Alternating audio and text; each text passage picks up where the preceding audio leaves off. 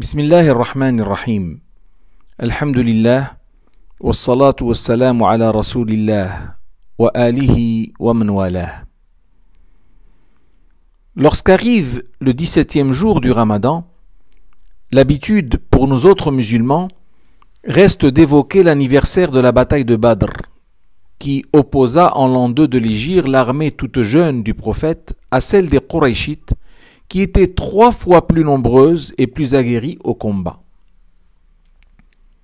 Il nous plaît aussi de découvrir ou de redécouvrir les actes de bravoure dont firent preuve les compagnons et qui leur valurent une victoire qui fit date, puisque c'est à partir de là que l'islam commença à se faire une place dans le ciel des grandes civilisations. Mais durant Ramadan, il n'y a pas eu que Badr. La conquête de la Mecque a eu lieu le 20 de ce même mois, 6 ans plus tard. On peut aussi citer, entre autres, la bataille de Ain Jalut, entre les Mongols et les fidèles du sultan Saïf-Din Qutuz, le 25 Ramadan 653. Et plus près encore, le franchissement de la ligne Bar-Lev, le 10 Ramadan 1393, correspondant au 6 octobre 1973, faisant subir à l'armée sioniste une des plus lourdes défaites de son histoire. Tout cela suscite dans nos esprits joie et fierté. Mais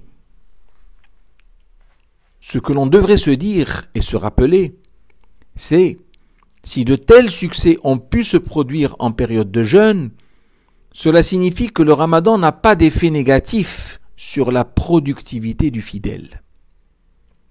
Autrement dit, il ne s'agit pas d'un mois de nonchalance et d'oisiveté, mais de rigueur et de réactivité. Contrairement à ce que l'on tente de nous faire croire, Ramadan est une période où les grandes réalisations doivent s'accomplir et où les plus grands projets doivent voir le jour. Il s'agit d'une période fort propice au succès et il faut en profiter et surtout ne pas se laisser prendre dans les lacets de la paresse et de l'inactivité. Les succès qui ont marqué l'histoire du Ramadan depuis Badr sont en grande partie le fruit de l'extraordinaire état spirituel que suscite le jeûne chez le jeûneur sincère et dévoué. Un état qui décuple aussi bien ta force que ta volonté de bien faire et de plaire au Seigneur. Aussi, plus ta sincérité dans la foi et la dévotion sera grande et plus ton succès le sera aussi. Proportion pour proportion, avec toujours possibilité de jouir d'un facteur multiplicateur de la part du Seigneur. Dieu dit: Ya ayyuhalladhina amanu, in tansurullaha yansurkum wa yuthabbit aqdamakum. Ô croyants, si vous défendez la cause de Dieu, la cause d'Allah, il vous soutiendra et raffermira vos pas. Maintenant,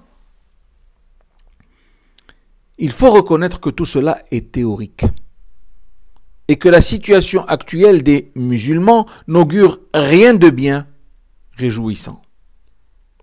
Ne serait-il pas le moment pour eux de se reprendre en main, ne serait-ce dans un premier temps qu'au niveau individuel, dans l'attente de jours meilleurs? À ce propos, je voudrais vous exposer une série de succès à concrétiser. 1. Vainquons l'ostentation, sachant que Ramadan est le mois de l'authenticité par excellence, durant lequel le fidèle cultive sa détermination à ne point contrarier les ordonnances divines. 2. Vainquons nos envies pécheresses, car en nous interdisant ce qui habituellement nous est permis, c'est-à-dire boire et manger, il devient facile pour nous de nous interdire tout ce qui est prohibé à l'origine par Allah. 3.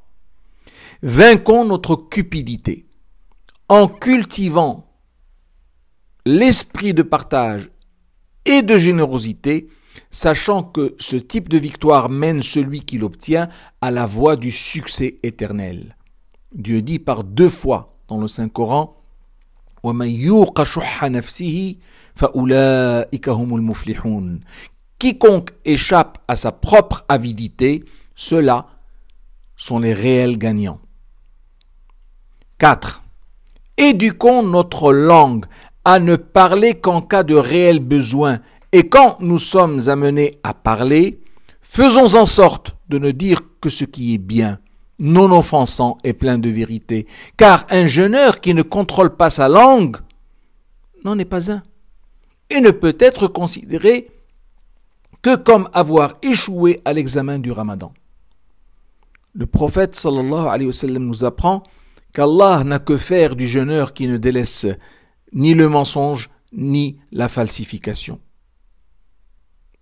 Il dit ainsi « من لم يدع قول الزور والعمل به فليس لله حاجة في أن يدع طعامه وشرابه. 5.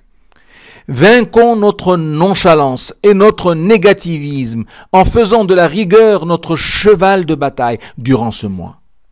Soyons plus responsables et ne cédons pas à la paresse et l'oisiveté. Il est essentiel pour nous d'augmenter notre temps de travail de la même manière que nous augmentons le temps réservé à nos actes de culte et d'adoration. De même, il ne faut pas se laisser aller à la déprime et au désespoir. Apprenons à positiver et à aller de l'avant dans nos entreprises sans compter. 6. Vainquons les sentiments de haine et de jalousie qui mènent à la discorde et à la zizanie.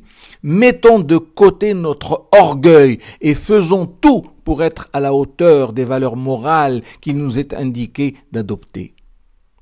Rien de mieux pour aspirer à être proche, tout proche du prophète sallallahu alayhi wa sallam au jour de la résurrection.